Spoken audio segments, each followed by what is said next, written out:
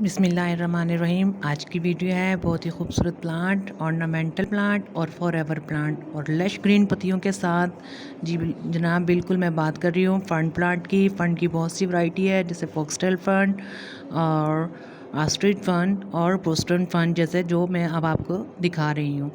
ठीक है, बहुत सी फंड और तकरीबन सब की सभी बहुत खूबसूरत होती हैं और इनका नेचर भी डिफरेंट होता है। लेकिन इनमें जो सबसे बिल्कुल मुख्तलिफ होता है वो स्टैगोन फंड होता है, जो पौधों या पेड़ों के ऊपर चढ़कर अलग से मिट्टी के बगैर, जैसे अमर बेल होती है उसकी तरह चढ़कर उन्हीं पौधों से अपनी खुराक हासिल करता है। अच्छा, बोस्टन फंड की हम बात कर रहे थे, जो ये लगा हुआ है। इसकी मैं आपको बात बता रही थी, इसको नमी बहुत पसंद है और जैसे ही ठंडी यकबख्ता हवाएं चलती हैं खुश्क सी, तो इसकी पत्तियों पे बहुत ही अजीब सा असर आता है। लेकिन ये थोड़ा बेहतर है, वो इसकी वजह यह है कि इसकी लोकेशन जो है बेशक ज़मीन में लगा हुआ है तो मुनासिब सी इसको धूप थोड़ी मिल रही है और ब्राइट लाइट बहुत ज़्यादा लग रही है, जो कि इसकी ज़रूरत है। और इसको बरसात बहुत पसंद है। बरसात में इसका ऊपर जो मुसलसल बारिश का पानी पड़ता है, उसकी वजह से ये इस मौसम में भी खुश्क हवाओं के बावजूद ग्रीन है पौधा। और दूसरी इसकी ख़ास टिप जो है, इसकी मिट्टी के ऊपर देखें, आप देख भी रहे होंगे, ढेरों ढेर पत्तियाँ पड़ी हुई हैं, जो इसकी मिट्टी को अंदर से नरम रखती हैं, मॉइस्ट रखती हैं। यही इसकी ख़ास बात है, इसकी खूबसूरती के कि ये इस मौसम में भी, खुश्क हवाओं में भी अच्छा सा अपने आप खूबसूरती को बरकरार रखा हुआ है।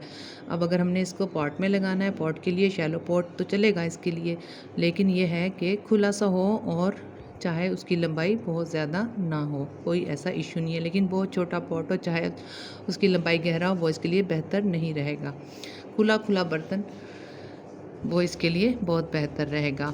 और इसकी मिट्टी अगर हम गमले में लगा रहे हैं तो वेल ड्रेन रखेंगे और इसकी रोशनी का बहुत अच्छा सा ख्याल रखेंगे।